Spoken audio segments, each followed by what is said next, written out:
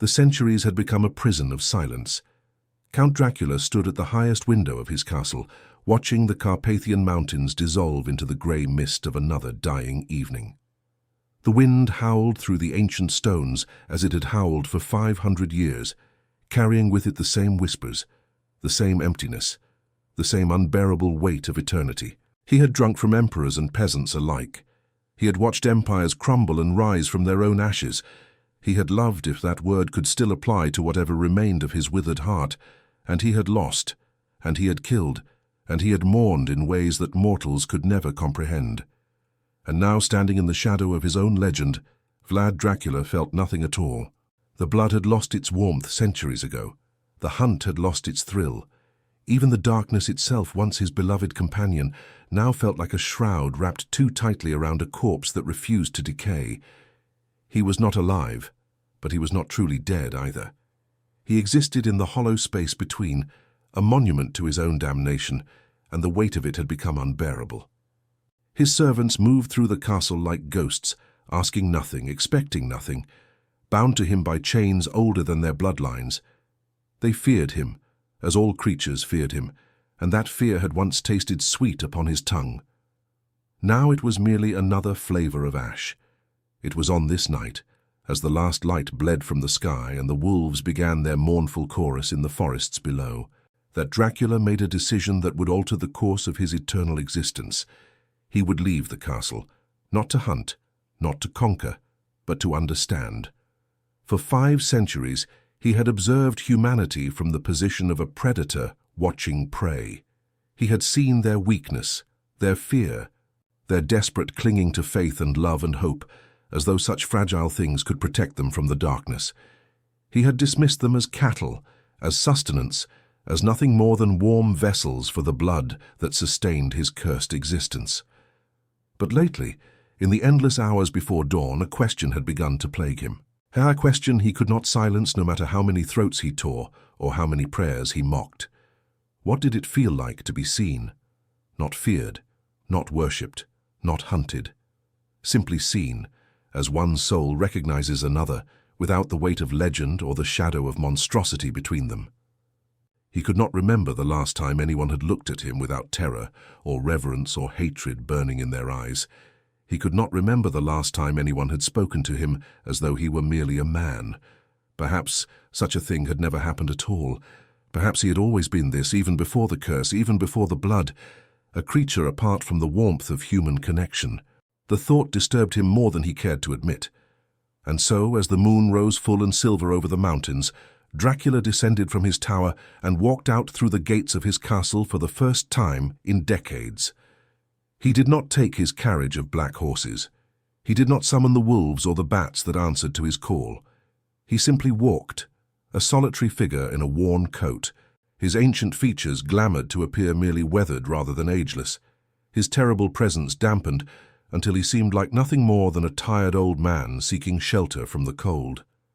He travelled for 3 nights, moving through villages that still whispered his name in fearful prayers, past churches whose bells he could hear but not approach, through forests that parted before him, as though the very trees remembered what he was.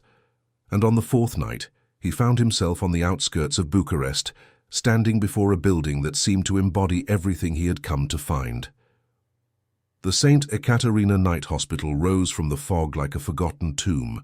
It was an old structure, built in the time of the Austro-Hungarian Empire, its once grand facade now crumbling and stained, with the passage of too many years and too little care. The windows were dark, save for a few flickering lights on the lower floors, and the parking lot held only a handful of vehicles, most of them older than the nurses who drove them. This was a place where the city sent its unwanted, the elderly with no families to claim them, the poor who could not afford the gleaming hospitals in the city centre, the dying who had nowhere else to go. It was a place of endings, of quiet desperation, of lives flickering out like candles in a drafty room. It was perfect. Dracula stood in the shadows across the street, watching the entrance for nearly an hour before he moved. He observed the occasional ambulance arriving with its cargo of broken bodies. He watched the nurses shuffling in and out, their faces drawn with exhaustion, their shoulders bent beneath the weight of too many patients and too few resources. He watched the security guard sleeping in his booth, oblivious to the ancient evil studying him from the darkness. And then he saw her. She came out through the front doors just after midnight, a small figure in a threadbare coat, her dark hair pulled back in a simple ponytail. She could not have been more than 25, though the shadows beneath her eyes made her appear older, and she moved with the careful economy of someone who had learned to conserve every ounce of energy. She stood just outside the entrance, tilting her face up toward the cold sky, and Dracula watched her breathe in the night air, as though it were the first clean breath she had taken in hours. There was something in her face that made him pause, something he could not immediately name. She was not beautiful in the way that the women of courts and castles had been beautiful, with their powdered faces and elaborate gowns. Her beauty was simpler, quieter, like the first star appearing in a darkening sky. But it was not her appearance that held his attention. It was her eyes. Even from across the street, even through the glamour that dulled his supernatural senses, he could see the light in them. Not the light of youth or innocence, but something deeper, something that had survived whatever hardships had carved those shadows beneath her lashes. It was the light of someone who had seen the worst of the world and still chosen to believe in something better. He had not seen such light in a very long time. She stood there for only a few minutes before a voice called to her from inside, and she turned and disappeared back through the doors. But those few minutes were enough. Dracula had found what he was looking for, though he did not yet understand what it was. The next evening, he presented himself at the hospital's administrative office. He wore the clothes of a laborer, simple and worn, and he carried forged documents identifying him as Vasile Munteanu, a retired factory worker seeking employment. The woman behind the desk barely glanced at his papers before directing him to the maintenance supervisor, a harried man named George, who was so desperate for workers that he would have hired a corpse if it could push a mop. And so the Prince of Darkness became a janitor. The irony was not lost on him. For 5 centuries he had commanded armies and terrorized nations. He had dined with kings and seduced queens. He had been worshipped as a god and cursed as a devil. And now he found himself pushing a wheeled bucket through the dim corridors of a forgotten hospital, mopping floors that would only grow dirty again, emptying trash bins filled with the detritus of human suffering. It was humiliating, it was degrading, it was... He realized with something approaching wonder exactly what he needed. In the castle he was Dracula, the immortal monster, the lord of the undead. Here he was merely Vasile, the quiet old man who kept to himself and did his work without complaint. No one feared him, no one bowed before him, no one even noticed him, and in that invisibility he found a strange kind of freedom. He worked the night shift, of course, arriving just as the sun set and leaving just before dawn. The hospital was a different world after dark, quieter and somehow more honest. The administrators and their politics were gone, replaced by skeleton crews of nurses and orderlies who were too tired to pretend that everything was fine. The patients who could not sleep wandered the halls like ghosts, and the ones who could not leave their beds called out for comfort that rarely came. And through it all, he watched her. Her name was Elena Vasilescu. He learned this from the nameplate on her desk, a small rectangle of plastic that seemed too insignificant to contain something as precious as an identity. She worked the night reception shift, 5 evenings a week. From 8 in the evening until 6 in the morning. She answered phones that rarely rang and greeted visitors who rarely came and filled out paperwork that no one would ever read. She was, by all measurable standards, invisible. The doctors walked past her without acknowledgement. The administrators forgot to process her paychecks. Even the other night staff seemed to overlook her, gathering for their cigarette breaks and shift change gossip without thinking to include her. But Elena did not seem to mind. Or if she minded, she did not let it show. She simply sat at her desk, night after night, performing her duties with a quiet dignity that Dracula found inexplicably fascinating. He observed her from the shadows at first, as he had observed countless mortals over the centuries. He noted the way she answered even the rudest callers with patience. He noticed how she always had a kind word for the patients who wandered down to the lobby in their hospital gowns, confused and frightened and looking for something they could not name. He saw her share her meager dinner with a homeless man who had stumbled in seeking warmth, and he watched her stay an hour past the end of her shift to sit with an elderly woman who was afraid to be alone.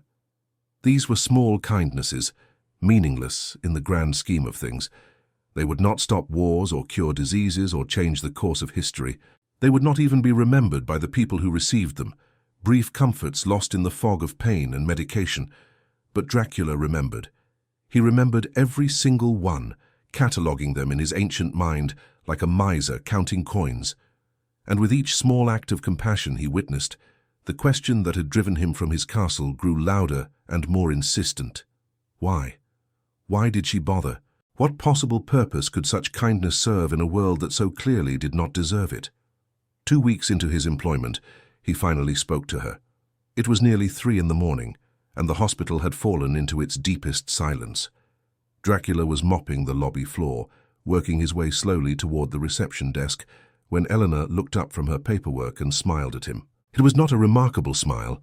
It was tired and small and probably given without thought, but it was genuine and it was directed at him, and Dracula felt something stir in the hollow cavity of his chest that he had long assumed was empty. "Good evening, Mr. Vasile," she said. Her voice was soft, slightly hoarse from too many hours of silence. "Working late again?" He paused, his hands tightening on the mop handle. For a moment he could not remember how to respond. When was the last time anyone had initiated a conversation with him? When was the last time anyone had used his name, even his false one, with such casual warmth? "The floors do not clean themselves," he finally managed, and his voice came out rougher than he intended, rusty from disuse. Elena laughed, a quiet sound that seemed to brighten the dim lobby. "No, I suppose they do not." She tilted her head, studying him with those remarkable eyes. "You know, you are the only person in this building who works harder than me. I have noticed you here every night, always cleaning, always quiet. Do you ever rest?" "Rest is for those with nothing to occupy their minds," he said, and immediately regretted how strange the words sounded. But Elena only nodded as though he had said something perfectly sensible. "I understand that," she said. "Sometimes I think if I stop moving, if I stop working, all the thoughts I have been avoiding will finally catch up to me." She smiled again, but this time there was sadness in it. It is easier to be tired than to be still. Dracula found himself moving closer to the desk, drawn by something he could not name. "You work here every night," he said. "The pay cannot be much. Why do you stay?" Elena was quiet for a moment, her fingers tracing the edge of a stack of papers. "My grandmother is a patient here," she finally said, "on the 3rd floor in the long-term care wing. She has been here for 2 years now. Her mind is going little by little, and she does not always know who I am. But sometimes late at night I can sit with her for a few minutes between tasks. I can hold her hand and sing the songs she used to sing to me."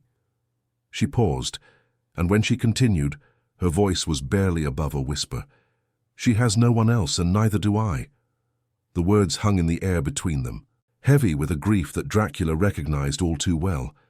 He had lived for 5 centuries and lost everyone he had ever loved. But this young woman, this mortal child who had barely begun to live, already understood the weight of solitude. "I am sorry," he said, and the words felt foreign on his tongue, a language he had forgotten how to speak. Elena shook her head. "Do not be. She is still here, and I am still here, and as long as that is true, there is still hope." She looked up at him then, and her eyes seemed to see past the glamour, past the disguise, into something deeper. "My grandmother used to say that kindness is never wasted, even when it seems pointless.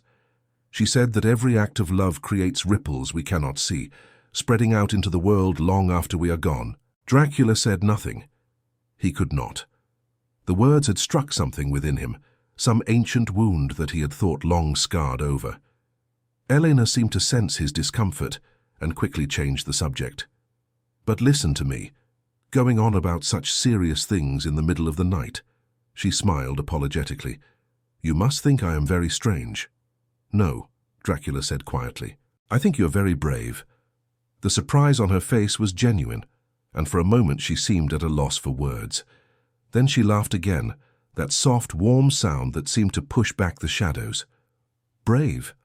I'm just a receptionist who cannot afford to quit. There is nothing brave about that." But Dracula had turned away, returning to his mop and bucket. his ancient heart troubled by emotions he had not felt in centuries. He did not trust himself to say more, afraid of what might emerge if he opened the door he had kept locked for so long. That night, as he walked back to the abandoned building where he had been staying, Dracula found himself thinking not of blood or power or the eternal darkness that awaited him. He found himself thinking of ripples, spreading out across water too vast to see, carrying kindness to shores that no one would ever know. And for the first time in 500 years, the Prince of Darkness wondered if perhaps he had been wrong about everything. The weeks that followed were unlike any Dracula had experienced in his long existence. He had lived through plagues and wars and the rise and fall of dynasties.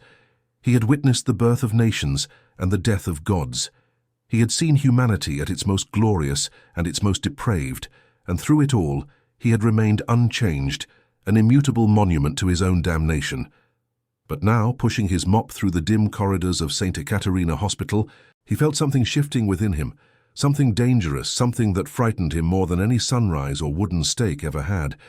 He was beginning to feel. It started small, so small that he almost did not notice it at first, a slight quickening of his dead heart when he heard Elena's voice echoing down the hallway, a warmth in his chest when she smiled at him during their brief exchanges, a strange reluctance to leave when dawn approached, knowing it would be another 16 hours before he could see her again.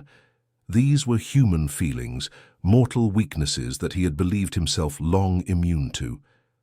And yet, here they were, sprouting like weeds through the cracks in his ancient armor, and he found himself powerless to stop them. Their conversations had become the architecture of his nights. They spoke during her breaks, when she would step out from behind the reception desk and lean against the wall, while he pretended to clean the same stretch of floor for the third time. They spoke about small things at first, the weather and the patients, and the endless frustrations of working in a place that seemed designed to break the spirits of everyone within it. But gradually, almost imperceptibly, the conversations grew deeper. Elena told him about her childhood in a small village in the mountains, where her grandmother had raised her, after her parents died in a factory accident. She told him about the scholarships she had won, and then lost when her grandmother fell ill, and she had to leave university to care for her.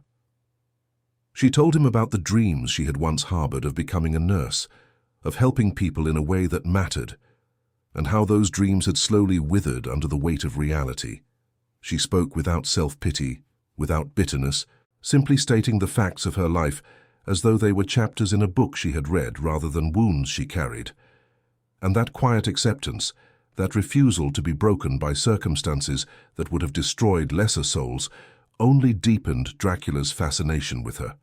In turn, he found himself sharing things he had never shared with anyone. Not the truth, of course. He could never tell her the truth. But he told her about loss, about the feeling of watching everything you love crumble to dust while you remain unchanged. He told her about loneliness so vast it became a physical presence, a weight on the chest that made even breathing feel like an act of will. He told her about the darkness that lived inside him, the hunger that never truly went away, and she listened without judgment, as though these were perfectly normal confessions for a janitor to make.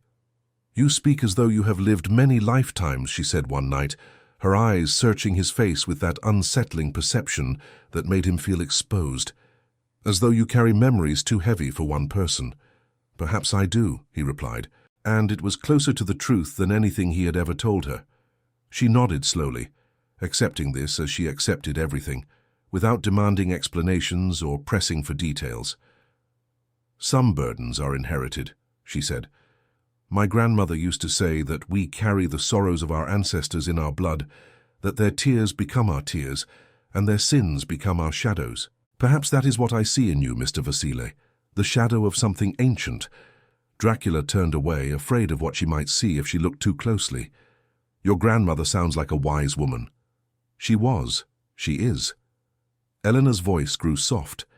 "Even now, when she cannot remember my name, she still knows how to love. It is strange, is it not? The mind can forget everything, every face and every word, but the heart remembers. The heart always remembers." The word struck Dracula like a blade between the ribs. The heart always remembers. Did his heart remember? Did it still carry the faintest echo of the man he had been before the darkness claimed him? Or had that man died so long ago that even his ghost had faded into nothing? He did not know. He was not sure he wanted to know, but the question haunted him through the long hours of the night, following him through the corridors as he cleaned and the halls as he walked, and the shadows where he hid from the encroaching dawn. And with the question came others, each more dangerous than the last. What would Elena think if she knew what he truly was? Would she recoil in horror, as so many had before? Would she see the monster behind the mask and curse the moments she had wasted on kindness? Or would she impossibly miraculously still see something worth saving? It was a foolish hope. He knew it was a foolish hope. He had lived too long and seen too much to believe in miracles or redemption or the transformative power of love. Such things existed only in the stories that mortals told to comfort themselves against the darkness, pretty lies that crumbled the moment they were tested against reality. And yet he could not stop hoping. It was on a particularly cold night in late November that everything changed. Dracula was mopping the third-floor corridor, the wing where the long-term patients lived out their final days, when he heard the sound. It was faint at first, almost lost beneath the hum of the ancient heating system and the soft beeping of monitors from behind closed doors. But his senses, dulled though they were by his self-imposed glamour, were still sharper than any mortal's, and he recognized the sound immediately. Someone was crying. He followed the sound to a room at the end of the hall, a small private room that he knew belonged to Elena's grandmother. The door was slightly ajar, and through the gap he could see Elena sitting beside the bed, her shoulders shaking with silent sobs. For a moment he hesitated. This was a private grief, a sacred moment between a granddaughter and the woman who had raised her. He had no right to intrude, no place in this circle of mortal sorrow. He should turn away, should return to his mop and his bucket and his pretense of normalcy. But his feet would not obey. Instead, they carried him to the doorway, and before he could stop himself, he spoke her name. Elena. She looked up, startled, her face streaked with tears that caught the dim light from the window. For a moment, she simply stared at him, as though trying to remember who he was and why he was there. Then recognition flickered in her eyes, followed by something that might have been relief. Mr. Vasile. She wiped at her face with the back of her hand, a futile gesture that only smeared the tears further. I am sorry, I did not mean to disturb anyone. I just needed a moment. Dracula stepped into the room, moving slowly, careful not to frighten her. You disturb nothing, he said quietly. I heard you crying. I was concerned. Elena laughed, a broken sound that held no humor. Concerned? You are very kind, but there is nothing to be done. She gestured toward the bed where an elderly woman lay motionless beneath thin blankets. My grandmother had another episode tonight. She did not recognize me at all. She thought I was a stranger come to hurt her. She screamed when I tried to hold her hand. The pain in her voice was raw, unguarded, and Dracula felt it resonate in the hollow chambers of his own chest. He had witnessed countless deaths over the centuries, had caused more than he could count, but this slow fading, this gradual erasure of self while the body stubbornly continued, seemed somehow crueler than any violence he had ever inflicted. He moved closer to the bed and looked down at the woman lying there. She was small and frail, her white hair spread across the pillow like frost on a winter field. Her face, even in sleep, bore the marks of a life fully lived, lines and creases that told stories of laughter and tears and all the moments between. And though her mind had betrayed her, though she could no longer remember the granddaughter who loved her, there was a strange peace in her features that Dracula found himself envying. She looks like you, he said softly, around the eyes. Elena moved to stand beside him, and for a moment they both gazed at the sleeping woman in silence. She was so strong, Elena whispered. When I was a child, I thought she could do anything. She protected me from everything, from hunger and cold, and the cruelty of people who thought an orphan was an easy target. She taught me how to be brave, how to find light even in the darkest places, and now she cannot even remember my name. Dracula turned to face her, and something in his expression must have been different, because Elena's breath caught and her eyes widened slightly. The heart remembers, he said, repeating her words back to her.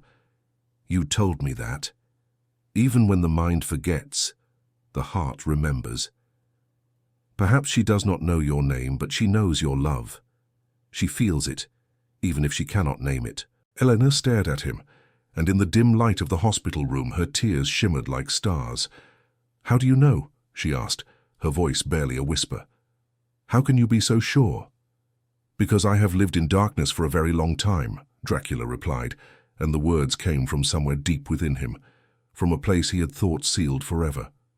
"And in all that darkness, the only light I have ever found has been in the hearts of those who refuse to stop loving. Such love does not require memory. It does not require recognition. It simply is, constant and unwavering, like the tide or the turning of the seasons. Your grandmother may not remember who you are, but she remembers how you make her feel. That is enough. That has to be enough." The tears spilled over then, streaming down Elena's cheeks, but she did not look away. She held his gaze with an intensity that made him feel stripped bare, exposed in ways that had nothing to do with his disguise or his secrets. "Who are you?" she asked. And it was not an accusation, but a genuine question filled with wonder rather than fear. "Who are you really, Mr. Vasile? Because you are not just a janitor. I have known that since the first moment we spoke. There is something in you, something old and sad and beautiful, and I cannot explain it. But I feel like I have been waiting my whole life to meet you." Dracula could not answer. The truth was impossible, and any lie would be inadequate. So instead he did something he had not done in 500 years. He reached out and gently took her hand. Her skin was warm against his cold fingers, and he felt her pulse jumping beneath the fragile barrier of flesh and vein. Such a delicate thing, a human heartbeat, so easily stopped, so easily silenced forever. But he did not want to silence it. He wanted to protect it. He wanted to shelter it from all the darkness in the world, including the darkness that lived within himself. "I am no one," he said quietly. "I am just a man who has forgotten how to hope. But you, Elena, you remind me of what hope felt like. You remind me of why it matters." Elena squeezed his hand, and despite everything, despite the impossible gulf between them, she smiled. "Then perhaps we can remind each other," she said. They stood like that for a long moment, hand in hand beside the bed of the sleeping woman, while outside the window, the night deepened toward dawn, and Dracula, the monster who had terrorized generations, felt something crack open in his chest, something that had been sealed so long he had forgotten it existed. It felt, he realized with a shock of recognition, like a heart beginning to beat again, but the darkness was watching. In the shadows of the hospital, in the spaces between walls and beneath floors, something ancient and hungry had taken notice of its master's strange behavior. The creatures that served Dracula, the lesser vampires and the bound spirits, and the beasts that answered to his blood, had grown restless in his absence. They had followed him to this place as they always followed, drawn by the unbreakable chains of supernatural servitude. And they had seen their lord, the Prince of Darkness, holding hands with a mortal woman. They had seen him speak of hope and love, and all the foolish sentiments that vampires were supposed to have abandoned with their humanity. They had seen weakness where there should have been strength, mercy where there should have been hunger, and they were not pleased. One among them, a vampire named Sorin, who had served Dracula for nearly 200 years, watched from the darkness of the hospital's basement with eyes that burned like embers. He had been loyal once, devoted to his master with the blind faith of the newly turned. But that faith had curdled over the centuries into something closer to resentment. And now, seeing Dracula reduced to this pathetic state, it transformed into something far more dangerous: ambition. If the master had grown weak, if the master had forgotten what he was and what he was meant to be, then perhaps it was time for a new master. Perhaps it was time for Sorin to claim what should have been his all along, but he would need to be careful. Dracula, even diminished, was still the most powerful vampire in existence. A direct challenge would be suicide. No, Sorin would need to be subtle. He would need to find another way. His burning eyes moved from the shadows toward the upper floors, toward the room where his master stood holding hands with the mortal woman, and a cruel smile spread across his pale face. Perhaps, he thought, the key to destroying the master lay not in attacking him directly, but in destroying what he had come to love. The mortal woman, The receptionist with her foolish kindness and her pure heart. She was the weakness. She was the crack in the armor that Sorin had been seeking. And in the dark heart of that forgotten hospital, as dawn began to lighten the eastern sky and Dracula reluctantly released Elena's hand to flee the coming sun, Sorin began to plan. The game was about to change, and Elena Vasilescu, who had never believed in monsters, was about to discover that the darkness had been watching her all along. The first sign that something was wrong came 3 nights later. Elena arrived at work to find the hospital shrouded in an unusual stillness. The lights in the parking lot flickered erratically, casting strange shadows that seemed to move of their own accord. The air itself felt different, heavier somehow, charged with an electricity that made the hair on her arms stand on end. She paused at the entrance, her hand on the door, seized by an inexplicable reluctance to go inside. It was foolish, she told herself. She had worked here for nearly 3 years.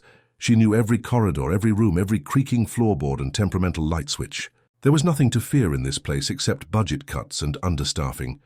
And yet, she pushed through the door and made her way to the reception desk, trying to shake the feeling that something was watching her from the shadows. The night guard was not at his post, which was unusual but not unprecedented. Old Murcher often wandered off to smoke or nap in the supply closets when he thought no one would notice. The lobby was empty, the chairs arranged in their usual rows, the magazines on the table undisturbed.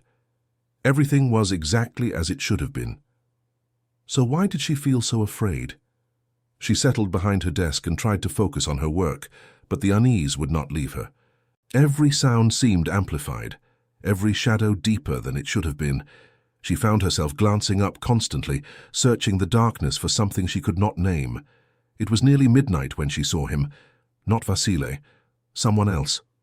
A man standing at the far end of the lobby, partially hidden in the shadows near the corridor that led to the basement. He was tall and thin, dressed in dark clothing that seemed to blend with the darkness around him, and his face was pale, so pale it almost glowed in the dim light.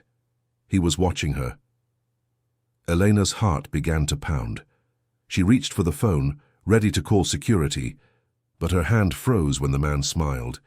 It was not a pleasant smile. It was the smile of a predator who had cornered its prey and was savoring the moment before the kill. "Good evening," the man said, and his voice carried across the empty lobby with unnatural clarity, as though he were standing right beside her. "You must be Elena. I have heard so much about you." Elena's throat constricted. "Who are you? How do you know my name?" The man stepped forward, moving out of the shadows, and Elena felt her blood turn to ice. There was something wrong with him, something fundamentally inhuman that her mind could not quite process. His movements were too fluid, too graceful, like a snake gliding across water. And his eyes, when the light finally reached them, were not the eyes of any living creature she had ever seen. They burned with an inner fire, red as embers, red as blood. "My name is Sorin," he said, and the smile widened to reveal teeth that were far too sharp. "I am an old acquaintance of your friend Vasile. Or should I say, your friend the Count?" Elena shook her head, trying to make sense of words that seemed to belong to a nightmare rather than reality. "I do not know what you are talking about. Please leave, or I will call security." Sorin laughed, a cold sound that echoed off the walls like breaking glass. "Security?" He gestured toward the corridor behind him. "Your security guard is currently sleeping quite soundly in the basement. He will not wake for several hours, I am afraid." The human mind is so fragile, so easily influenced. He took another step closer, and Elena found herself backing away from the desk, her legs trembling beneath her. "What do you want?" she whispered. "I want nothing from you," Sorin replied. "You are merely a means to an end, a tool to be used and discarded." He tilted his head, studying her with those terrible eyes. "I confess, I do not understand what he sees in you. You are pretty enough, I suppose, in a common sort of way. But there is nothing special about you. Nothing that should have captured the attention of the most powerful vampire in existence." The word hit Elena like a physical blow. Vampire. The word from fairy tales and horror movies, from the stories her grandmother had told her as a child to keep her from wandering into the forest at night. It could not be real. Such things did not exist. And yet, looking at the creature before her, she could not deny what her eyes were telling her. "I see the realization dawning," Sorin said with evident satisfaction. "Yes, little mortal, vampires are real. We have always been real. And your precious Vasile, the kind old janitor who speaks to you of hope and holds your hand while you weep, is the oldest and most terrible of us all. He is Vlad Dracula, the Impaler, the Prince of Darkness. He has killed more humans than you could count in 100 lifetimes. And you, foolish girl, have made the mistake of making him care for you." Elena's back hit the wall. She had nowhere left to retreat. "You are lying," she said, but her voice trembled with doubt. "Am I?" Sorin was close now, close enough that she could smell him. A scent of old earth and something coppery that she realized with horror was blood. Ask yourself this. Have you ever seen your Vasile during the day? Have you ever seen him eat or drink? Have you noticed how cold his hands are, how pale his skin, how ancient his eyes seem despite his apparent age? The questions struck home one after another, and with each one, Elena felt another piece of her world crumble. She had noticed all of those things. She had simply chosen not to think about them too deeply, to accept them as quirks of an eccentric old man, rather than symptoms of something far more sinister. "Vasile," she whispered. "Dracula." Sorin nodded approvingly. There it is, the truth at last. He reached out and traced a cold finger along her cheek, and Elena shuddered at the touch. "Now here is what is going to happen. You are going to come with me quietly and without struggle, and when your precious Count comes looking for you, as I know he will find only a message, a reminder of what he is and what he can never be, a reminder that monsters do not get to love." Elena wanted to scream, wanted to fight, wanted to run, but her body seemed frozen, paralyzed by a terror so profound that it had severed the connection between her mind and her limbs. She could only stand there, helpless, as Sorin's hand closed around her wrist with a grip like iron. And then, from somewhere deep within the hospital, a sound echoed through the corridors. A sound that made Sorin's eyes widen and his grip falter. A roar. It was not a human sound. It was something primal and ancient, filled with a rage so intense that the very walls seemed to tremble. It was the sound of a predator awakened, a monster unleashed, a darkness that had finally found a reason to consume. Sorin released Elena's wrist and spun toward the sound, his confident smile replaced by something that looked almost like fear. "No," he whispered, "it is too soon. He should not be here yet." But he was. Dracula emerged from the shadows at the end of the corridor, and Elena barely recognized him. Gone was the hunched posture of the elderly janitor, the careful disguise that had made him seem small and harmless. In his place stood something terrible and magnificent, a figure of absolute power wrapped in darkness itself. His eyes blazed with a crimson fire that made Sorin's seem like candle flames by comparison, and when he spoke, his voice carried the weight of centuries. "You dare," he said, and each word was a death sentence.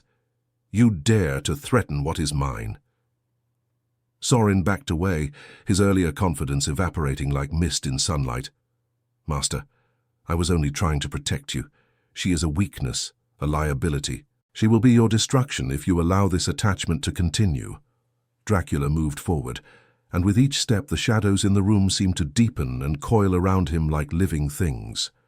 "My destruction," he repeated. "You speak of my destruction as though you have any comprehension of what I am. I was ancient when your grandfather's grandfather was still crawling in the mud. I have faced armies and empires and the wrath of God himself. And you think this girl, this light in the darkness, could destroy me?"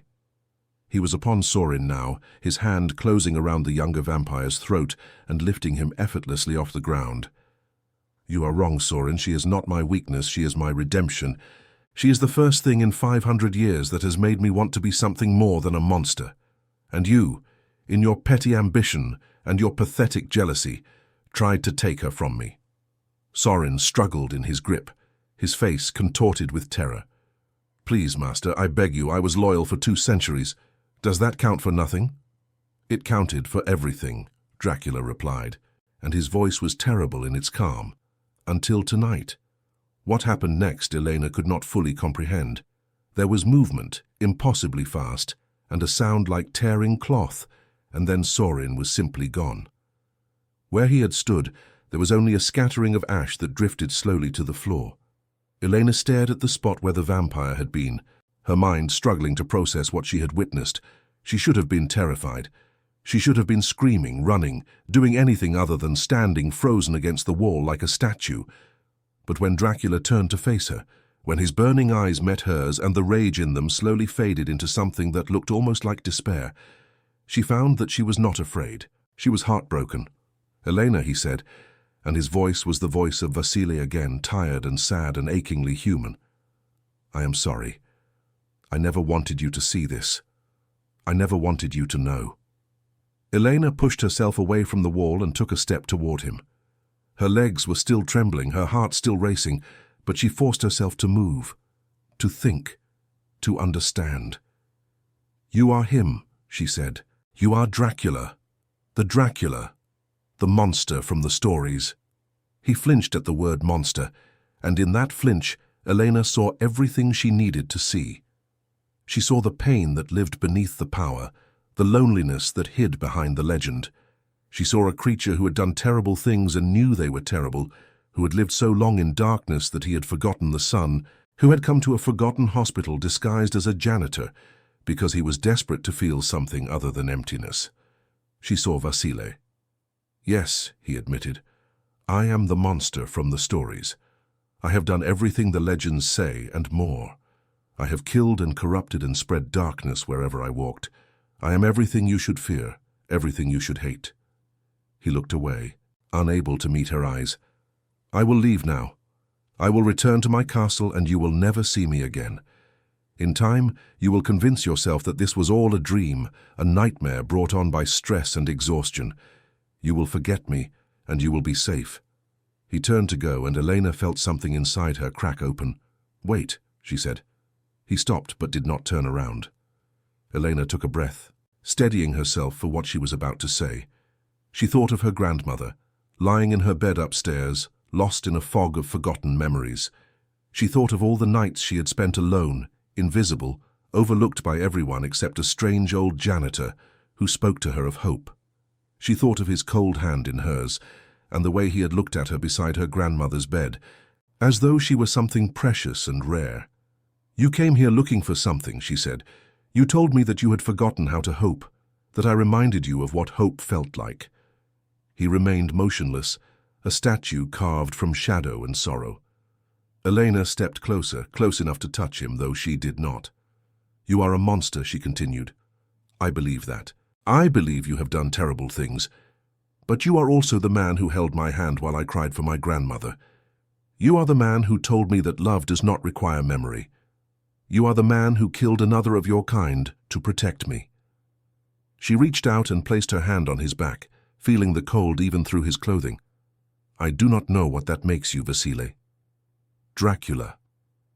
Whoever you are. But I know that I am not ready to forget you. I know that I am not ready to pretend that none of this was real." Dracula turned slowly, and when he faced her, there were tears in his eyes. Actual tears, red as blood, tracing crimson paths down his pale cheeks. "You should run," he whispered. "You should run as far and as fast as you can and never look back." Elena shook her head. "I have spent my whole life running," she replied. "Running from grief and running from loneliness, and running from the fear that I would end up just like my grandmother, forgotten and alone." She met his burning eyes without flinching. "I am tired of running. Whatever you are, whatever darkness lives inside you, I am not afraid." It was a lie, and they both knew it.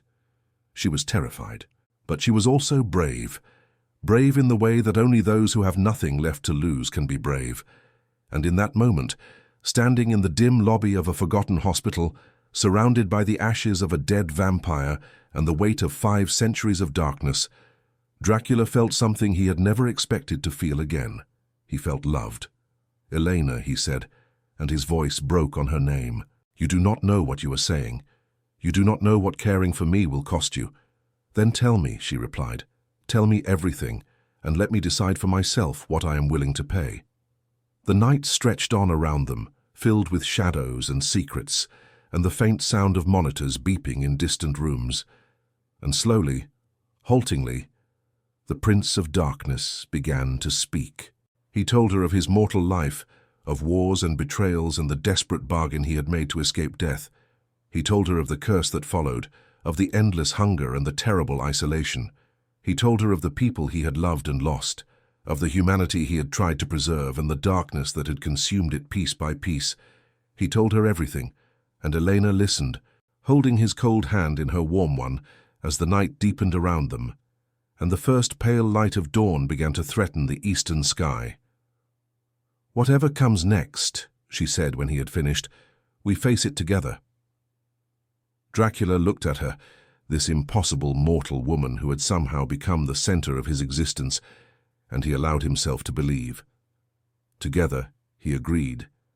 But even as he spoke, even as hope flickered to life in his ancient heart, he knew that the darkness was not finished with them. Sorin had been only the first. Others would come, drawn by the scent of weakness, eager to exploit the vulnerability that love had created. The battle for his soul was just beginning, and Elena, whether she knew it or not, was now at the very heart of it. The news of Sorin's destruction spread through the darkness like wildfire through dry timber. In the hidden places of the world, in the crypts and catacombs and abandoned manors where the children of the night made their homes, whispers began to circulate. The Master had killed one of his own. The Master had done it to protect a mortal. The Master, the invincible Count Dracula, who had ruled the undead for 5 centuries, had fallen in love. Some dismissed the rumors as impossible, the fevered imaginings of lesser vampires who had never truly understood their lord's power.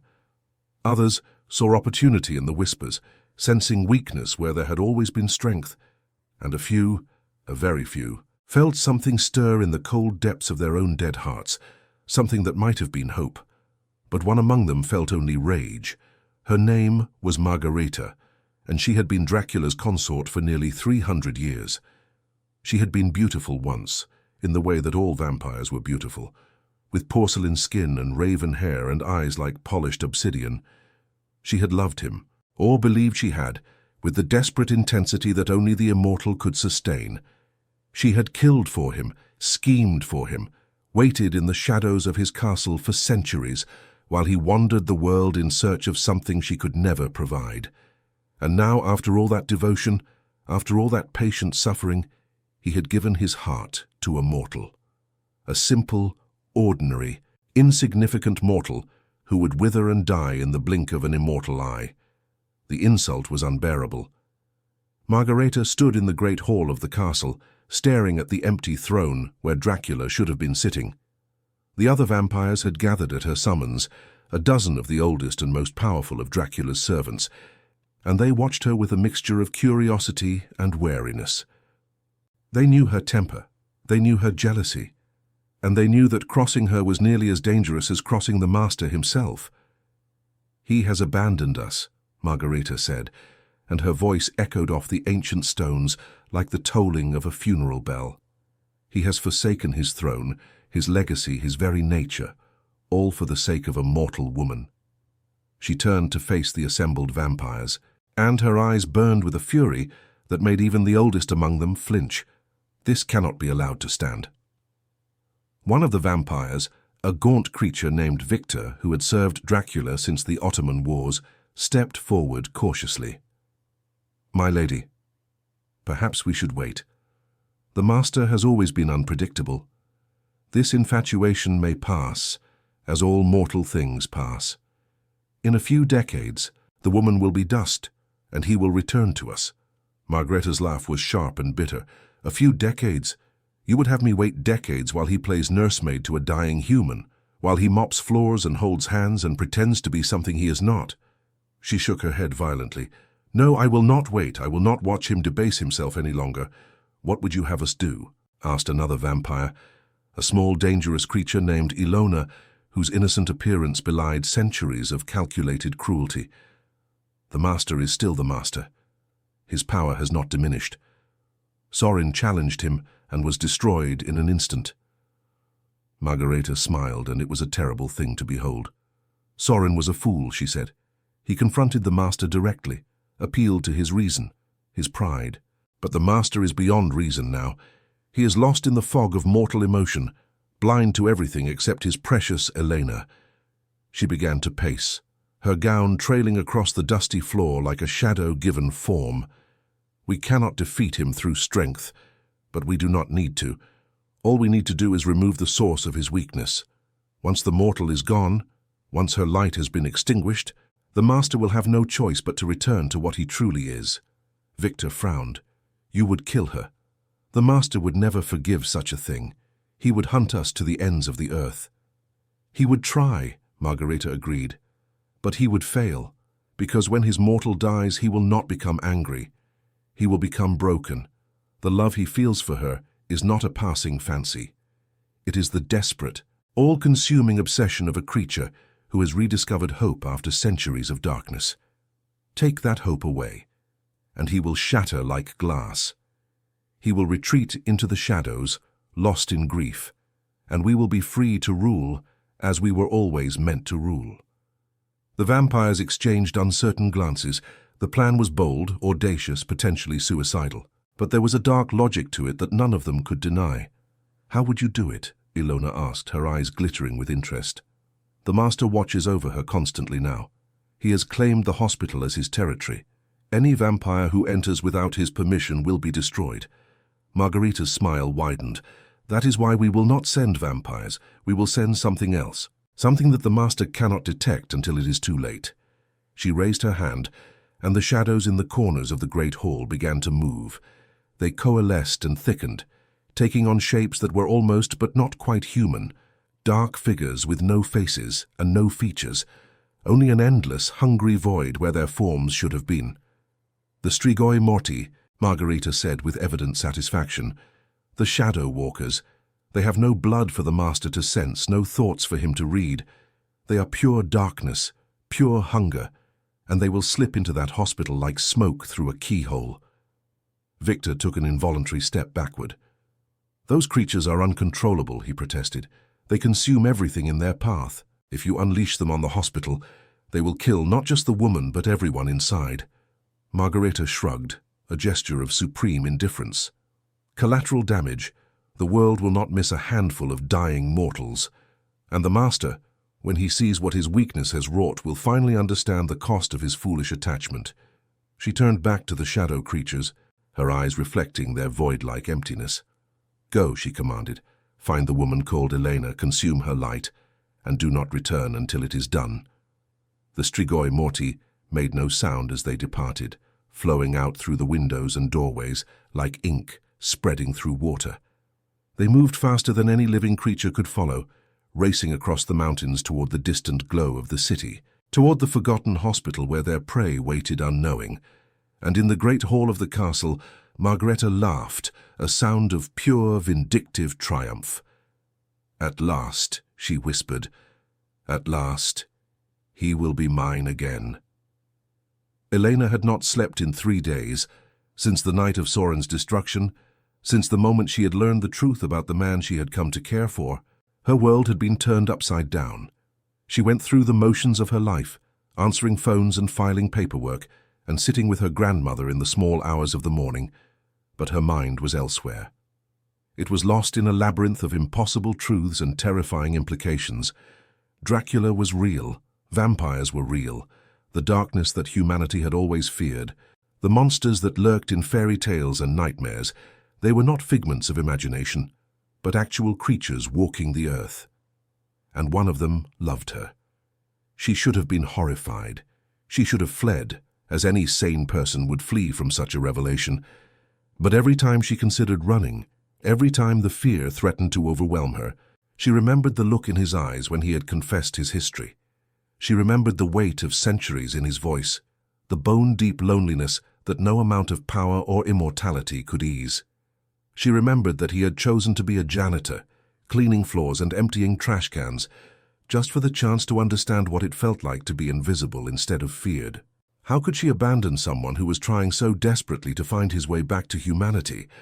Vasily, she still called him that in her mind, had kept his distance since that night. He still came to the hospital, still cleaned the floors and spoke to her during her breaks, but there was a carefulness to him now that had not been there before. He was giving her space, she realized. He was waiting for her to decide whether she could accept what he was. It was nearly 2 a.m. when he found her in her grandmother's room. Elena was sitting beside the bed, holding the old woman's frail hand and humming a lullaby that she barely remembered from her childhood. Her grandmother was asleep, her breathing shallow but steady, her face peaceful in the dim light. "She is beautiful," Dracula said from the doorway. His voice was soft, almost reverent. "She looks like you will look someday, full of grace and wisdom and the peace that comes from a life well lived." Elena did not turn around. She was afraid that if she looked at him, she would start crying again. And she had cried enough in the past 3 days to last a lifetime. "Will I, though?" she asked quietly. "Will I live long enough to grow old?" Dracula was silent for a long moment. Then he moved into the room, settling into the chair on the other side of the bed, and when he spoke, his voice was heavy with an emotion she could not quite name. "I will not let anything happen to you," he said. "I swear it on whatever remains of my soul." Elena finally looked at him, and what she saw made her breath catch in her throat. He looked tired, more tired than she had ever seen him.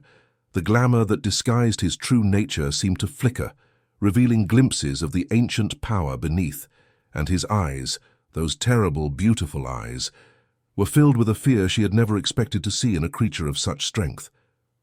"Something is coming," she said. It was not a question. Dracula nodded slowly. "Word has spread of what happened with Sorin. The others, the vampires who have served me for centuries, they see my attachment to you as weakness. Some will try to exploit it. Some will try to destroy you to destroy me." Elena absorbed this information with a calm that surprised even her. "And you cannot protect me from all of them." "I can try," Dracula replied fiercely. "I will try. But you are right. There are forces in this world that even I cannot control. The darkness has many faces, Elena, and not all of them answer to me." "Then what do we do?" Before Dracula could answer, a sound came from the bed between them. A soft, rasping voice, weak but clear. "You fight." Both of them turned in shock to see Elena's grandmother looking at them, her eyes open and lucid in a way they had not been in months. She was looking directly at Dracula, and there was no fear in her gaze, only a calm recognition that transcended the fog of her fading mind. "Grandmother?" Elena leaned forward, grasping the old woman's hand tightly. "You are awake? You recognize me?" The old woman smiled, a gentle expression that seemed to light up her entire face. "I have always recognized you, little star. Even when my mind wanders, my heart knows its own." She turned her attention back to Dracula, studying him with eyes that seemed to see far more than they should. "And I know you as well, creature of darkness. I have seen your kind before, long ago, in the village of my youth." Dracula inclined his head respectfully. "You are not afraid." The old woman laughed softly. "I am too old for fear, and too close to death to worry about what comes before it. But I have seen the way you look at my granddaughter. I have seen the light that returns to her eyes when she speaks of you. Whatever you are, whatever sins stain your soul, you have brought her something she has not had in a very long time." Elena felt tears streaming down her cheeks. "Grandmother, please. You should rest." "No," the old woman said firmly. "I have rested enough. I have spent too many months lost in the mist, forgetting all the things that matter. But tonight somehow the mist has cleared, and I need to say what must be said before it returns." She looked at Dracula again, and her voice took on a quality that was almost prophetic. "The darkness is coming for her. I can feel it, even now, circling this place like wolves around a dying fire. You cannot stop it alone, vampire. Your power is great, but power alone cannot defeat what approaches." Dracula leaned forward, his expression intent. "What can defeat it?" The old woman smiled again, and this time there was something ancient and knowing in her eyes, as though she were drawing on memories far older than her own lifetime. "The same thing that defeats all darkness," she said. "Light. Love. The willing sacrifice of one who chooses hope over fear." She reached out with her free hand and placed it on Dracula's cold one. "You have spent centuries running from what you are. You have killed and consumed and spread shadow wherever you walked, but you have also preserved something, a spark of the man you once were, buried so deep that even you had forgotten it existed. She squeezed his hand with surprising strength. That spark is your only weapon now. That spark, and the love of the woman who saw it when no one else could. Elena watched this exchange with wonder, unable to fully comprehend what was happening.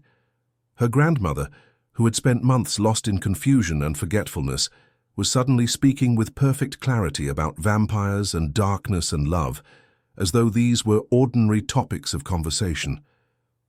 "How do you know these things?" she asked. The old woman turned to her, and her eyes were filled with a tenderness that made Elena's heart ache. "There are many kinds of knowledge, little star. Some we learn from books and teachers, some we carry in our blood, passed down from generations long forgotten, and some comes to us in the moments before the end, when the veil between worlds grows thin, and we can see what was always hidden." She closed her eyes, and when she opened them again, some of the clarity was already beginning to fade. "The mist is returning," she murmured. "I can feel it creeping back. But remember what I have said. Remember that darkness cannot exist where light refuses to yield. Remember that love is stronger than fear, and hope is stronger than despair." Her voice grew weaker, her grip on Elena's hand loosening. "Remember," she whispered. And then she was asleep again, her breathing evening out into the shallow rhythm that Elena had come to know so well. The room was silent for a long moment. Then Dracula spoke, his voice hushed with something that might have been awe. "Your grandmother," he said. "She is not an ordinary woman." Elena wiped her eyes with the back of her hand. "She never was," she replied. "Even before her mind began to fade, she always seemed to know things that no one else could know. The villagers used to call her a wise woman. Some called her a witch. Perhaps she is something more," Dracula said thoughtfully. "Perhaps she is a seer, one of the rare mortals who can perceive the threads of fate that bind the world together." He looked at Elena with new understanding. "Perhaps that is why I was drawn to you. Perhaps the same light that burns in her also burns in you." Elena shook her head. "I am not special. I am just a receptionist who cannot afford to quit." Dracula rose from his chair and moved around the bed to stand beside her. He reached down and took her hand, and despite the cold of his touch, Elena felt warmth spreading through her chest. "You are the most special thing I have encountered in 500 years, he said, "and whatever darkness is coming, whatever forces conspire against us, I will not let them take you. I will fight with everything I am and everything I have. And if that is not enough, then I will find a way to become more." Elena looked up at him, and for the first time since learning the truth about what he was, she felt no fear at all. Only certainty. "Together," she said, echoing the promise they had made 3 nights ago. Together, he agreed, and in the shadows outside the hospital, something stirred. The Strigoi Morti had arrived, and they were hungry for light. The darkness came without warning. One moment the hospital was quiet, wrapped in the peaceful stillness of the small hours before dawn. The next, every light in the building flickered and died, plunging the corridors into absolute blackness. Emergency generators sputtered to life, but failed almost immediately, as though something was drinking the electricity itself. Elena felt it before she saw it. A cold that had nothing to do with temperature, a weight pressing against her chest that made breathing difficult. She was still in her grandmother's room, still holding Dracula's hand, when the shadows in the corners began to move. "They are here," Dracula said, and his voice was harder than she had ever heard it, stripped of warmth and filled with the cold fury of a predator preparing for battle. "Stay behind me. Do not let them touch you." He released her hand and stepped toward the door, and as he moved, his disguise fell away completely. The hunched old janitor was gone, replaced by a figure of terrible majesty.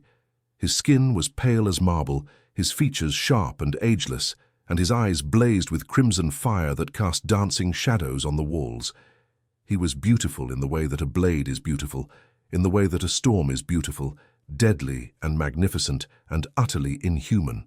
The Strigoi Morti flowed into the room like smoke, formless masses of living darkness that seemed to absorb the light around them.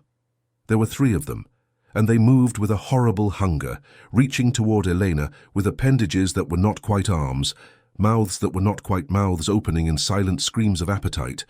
Dracula met them head-on. The battle was unlike anything Elena had ever witnessed.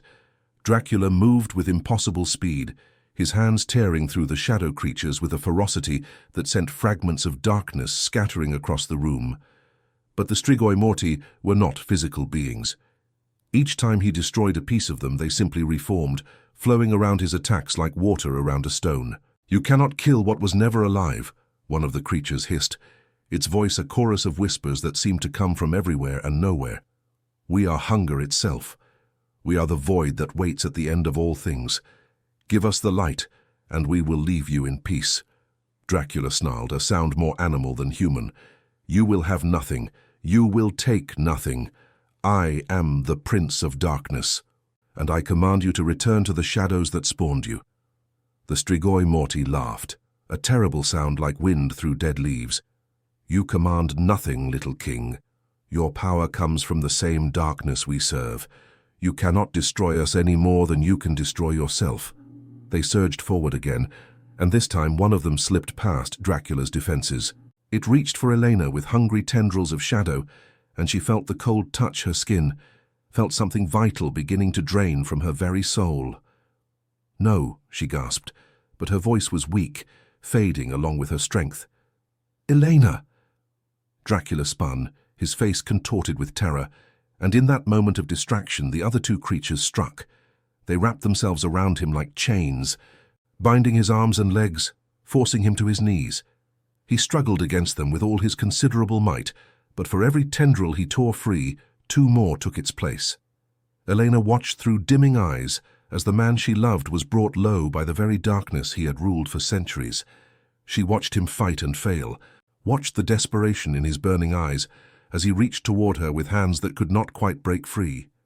And then, from somewhere deep within her fading consciousness, she heard her grandmother's voice. Light, love, the willing sacrifice of one who chooses hope over fear. Elena understood then. She understood what her grandmother had been trying to tell them, what the old woman had seen in her moment of prophetic clarity.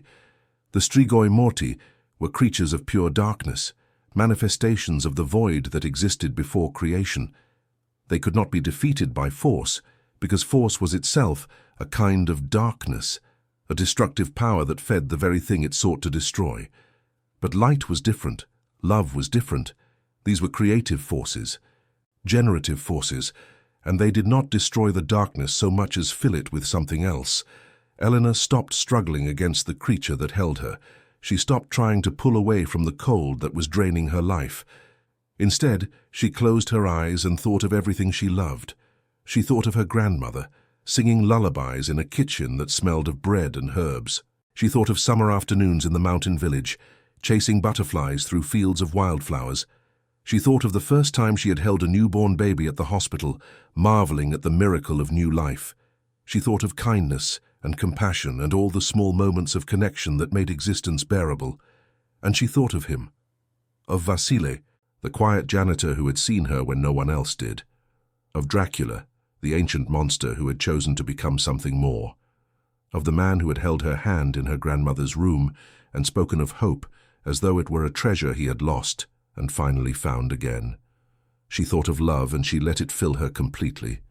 The effect was immediate and spectacular.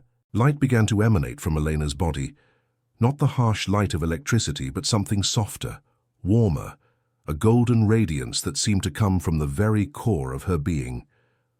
The Strigoi Morti recoiled, shrieking in voices that no longer whispered but screamed, their formless bodies beginning to dissolve in the glow. "What is this?" the creatures wailed. "What power is this? This is not possible. Mortals do not possess such light." Elena opened her eyes, and they were blazing with the same golden luminescence that surrounded her body.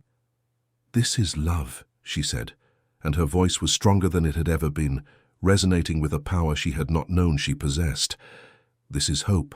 This is the light that darkness can never extinguish, no matter how deep or how old." She stepped forward, and the Strigoi Morti fled before her, unable to withstand the radiance she carried. The tendrils that bound Dracula evaporated like morning mist, and he stumbled to his feet, staring at her, with an expression of pure wonder. "Elena," he breathed. "How?" "I do not know," she admitted, looking down at her glowing hands with amazement. "My grandmother said that some knowledge comes to us when we need it most. Perhaps this was always inside me. Perhaps it just needed a reason to emerge." The strigoi morti had retreated to the far corner of the room, huddling together like frightened animals.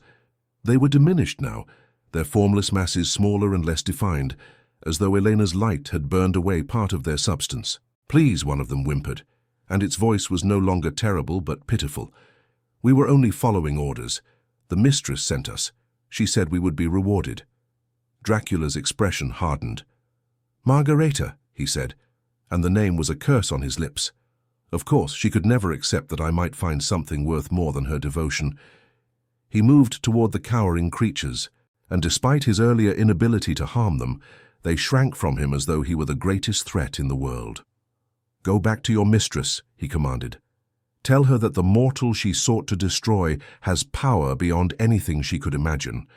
Tell her that if she ever threatens Elena again, I will come for her, and no amount of shadow will be enough to hide her from my wrath." The strigoi morti did not need to be told twice.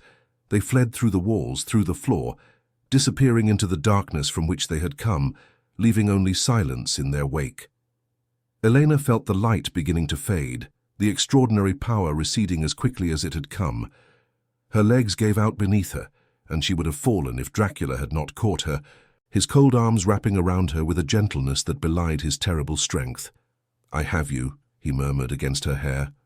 "I have you." "Is it over?" she asked weakly. "For now," he replied. "But Margareta will not stop. She has waited centuries to claim what she believes is hers. She will try again." Elena pulled back slightly, looking up into his crimson eyes. "Then we need to end this. Not just defend against her attacks, but end the threat completely."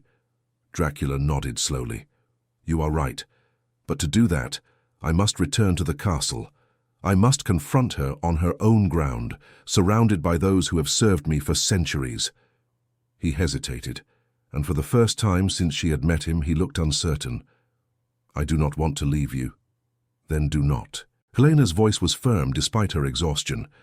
"Take me with you. The castle is no place for a mortal. It is filled with creatures that would see you as prey. I cannot protect you there the way I can here." Elena smiled, and there was something fierce in the expression, something that had not been there before. "I do not need you to protect me," she said. "I just proved that. Whatever this power is, whatever my grandmother passed down to me, it is mine. And I will not cower in this hospital while you fight my battles alone." Dracula stared at her for a long moment, and then, slowly, a smile spread across his own features. It was a strange expression on that ancient, terrible face, but it was genuine, filled with pride and wonder, and something that looked very much like joy. "You are extraordinary," he said. "In 500 years I have never met anyone like you." "I know," Elena replied. "Now, let us go save your kingdom." They left the hospital as dawn was breaking over the city, Dracula wrapped in a hooded cloak that shielded him from the lethal rays of the sun. Elena had made arrangements for her grandmother's care, calling in favors from nurses who owed her kindness, and making promises she hoped she would live to keep. It felt strange, leaving the old woman behind, but she knew in her heart that this was what her grandmother would have wanted. This was the battle her grandmother had foreseen, the moment when light would be called to stand against darkness. The journey to the castle took 2 days, traveling by night in a car that Dracula had acquired through means Elena did not ask about. They drove through the mountains, past villages that grew smaller and more isolated the higher they climbed, until finally the paved roads gave way to dirt paths, and the dirt paths gave way to trails that seemed untouched by human feet. And then, emerging from the mist like a nightmare-made stone, the castle appeared. It was vast and ancient, perched on a cliff that overlooked a valley shrouded in perpetual twilight. Its towers clawed at the sky like grasping fingers, and its walls, though crumbling in places, still radiated an aura of power that made Elena's breath catch in her throat. This was not a building. This was a monument to darkness itself, a physical manifestation of 5 centuries of fear and legend. "Home," Dracula said quietly. and there was no warmth in the word. They entered through a gate that opened at Dracula's approach, the ancient hinges screaming in protest. The courtyard beyond was empty, but Elena could feel eyes watching them from every shadow, could sense the presence of beings that were not quite human studying her with curiosity and hunger. The great hall was lit by hundreds of candles, their flames flickering in a wind that seemed to come from nowhere. And at the far end, seated on a throne of black stone, waited Margareta. She was beautiful, Elena had to admit. Beautiful in the way that a winter storm was beautiful, or a forest fire, or any other force of nature that could kill you without thought or remorse. Her dark hair cascaded over her shoulders like a river of ink, and her pale skin seemed to glow with an inner light that was somehow colder than the candle flames around her.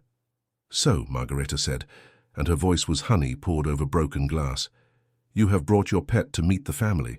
How touching." Dracula stepped forward, and his presence seemed to fill the entire hall, pushing back against the darkness that Margareta had gathered around herself.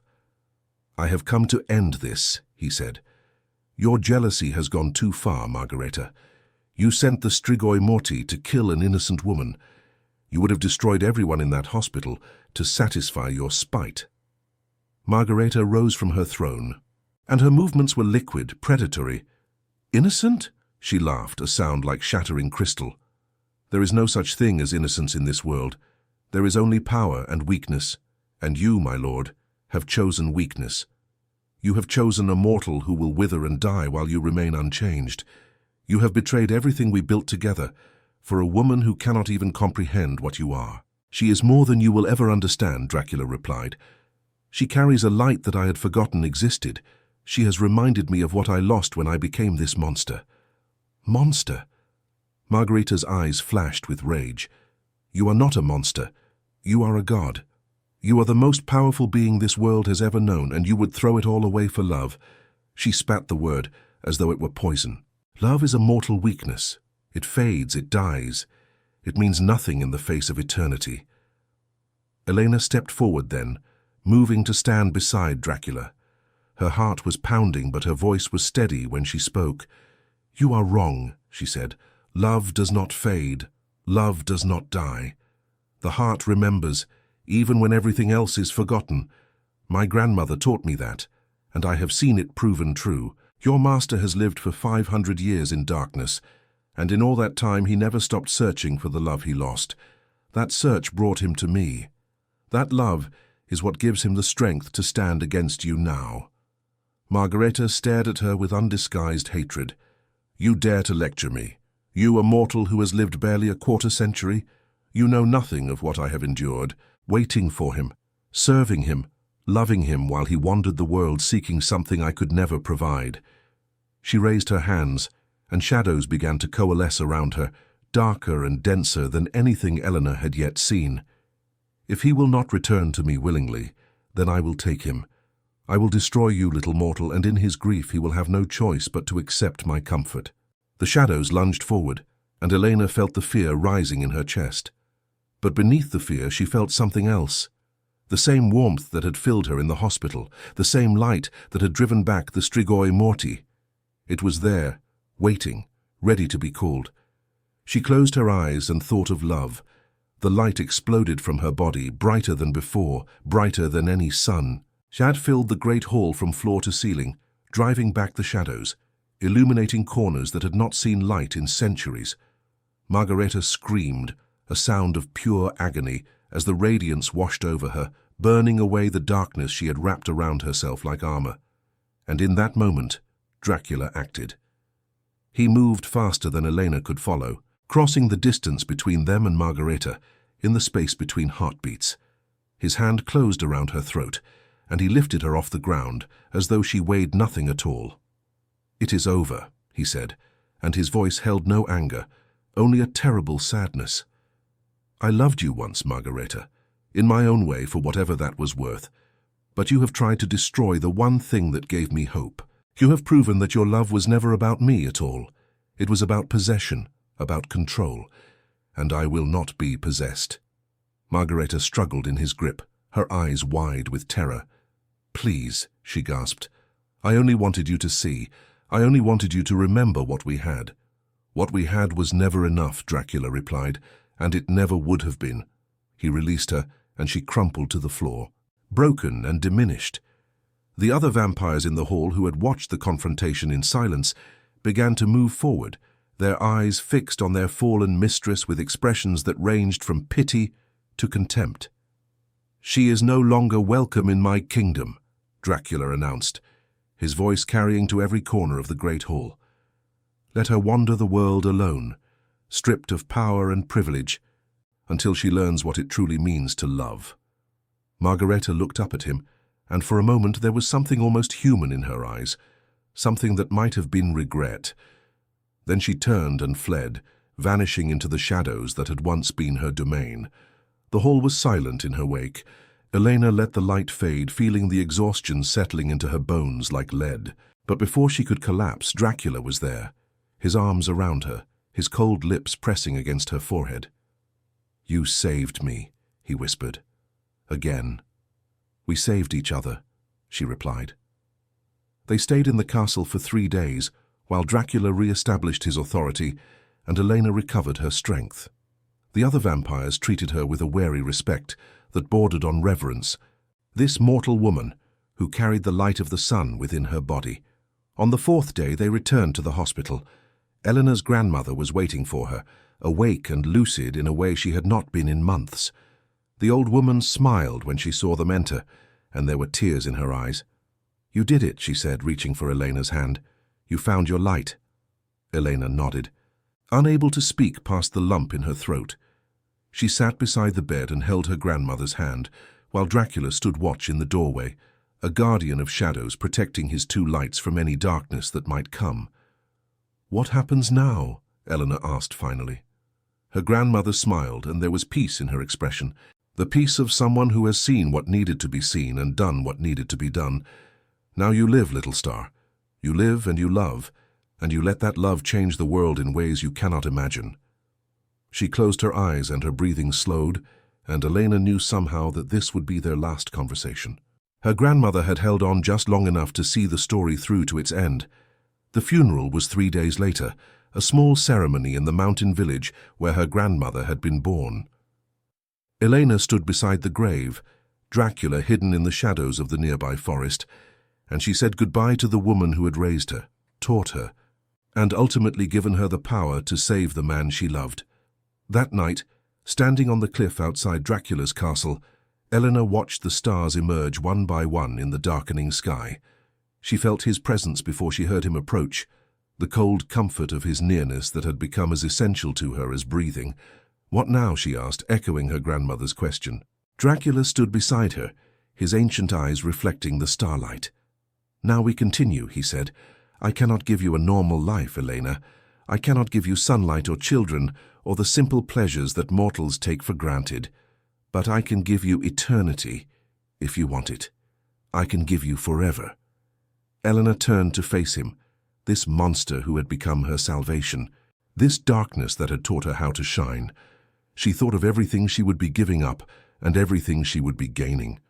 She thought of her grandmother's words about love and light and the willing sacrifice of those who choose hope over fear. And she made her choice. "I do not need forever," she said softly. "I only need you." She kissed him then, standing on the edge of darkness, with the stars wheeling overhead and the mountains stretching endlessly into the night. And Dracula, the Prince of Darkness, the monster from 1,000 nightmares, held her as gently as if she were made of light itself. Because in the end that is exactly what she was, and that light, born of love and nurtured by sacrifice, would burn in the darkness for all the ages to come, a beacon of hope in a world that had forgotten how to hope, a reminder that even the darkest night must eventually give way to dawn. The end was not really an end at all. It was a beginning, the first chapter of a story that would never truly be finished, written in the language of love across the endless pages of eternity. And somewhere, in a small hospital room that still held the faint scent of wildflowers, Elena's grandmother smiled in her eternal sleep, knowing that her little star had finally found her place among the heavens.